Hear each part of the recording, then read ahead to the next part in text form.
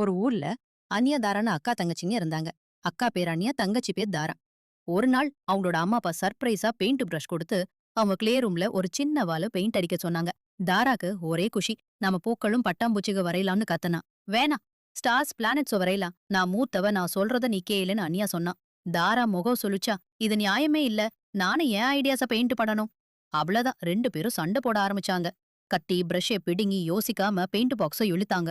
சண்டைக்கு நடுவுல பெயிண்ட் எல்லாம் தரையில கொட்டிடுச்சு. அழகான ஒயிட் கலர் வால் அசிங்கமாக்கிடுச்சு. ரெண்டு பேரும் அப்படியே நின்னு பார்த்தாங்க. ஜாலியா இருக்க வேண்டிய டைம் தல கீழ போச்சு.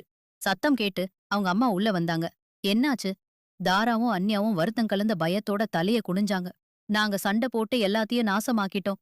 அவங்க அம்மா அவங்க பக்கத்துல உட்கார்ந்தாங்க. சேர்ந்து பெயிண்ட் அடிக்கிறதுன்னு ஐடியாஸ பகிர்ந்துக்கிறது, ஒருத்தர ஒருத்தர் மதிச்சு நடக்கிறது, யார் பெரியவங்க யார் சின்னவங்கன்றது முக்கியம் இல்ல, டீமா இருக்கிறது தான் முக்கியம். தாரா அன்யாவ பார்த்து ஐ எம் சாரின்னு சொன்னா. அன்யாவும் தாராவ பார்த்து சாரி சொன்னா.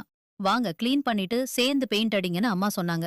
இந்த தடவ ரெண்டு பேரும் ஒருத்தருக்கு ஒருத்தர விட்டு கொடுத்து அவங்க ஐடியாஸ்லாம் ஷேர் பண்ணி ஸ்டார்ஸ், பூக்கள், பட்டர்ஃப்ளைஸ், பிளானட்ஸ்னு வால் முழுக்க வரைஞ்சாங்க. பார்க்க ரொம்ப அழகா இருந்தது. விட்டு கொடுத்து வேலை செஞ்சா சந்தோஷமா இருக்கலாம்.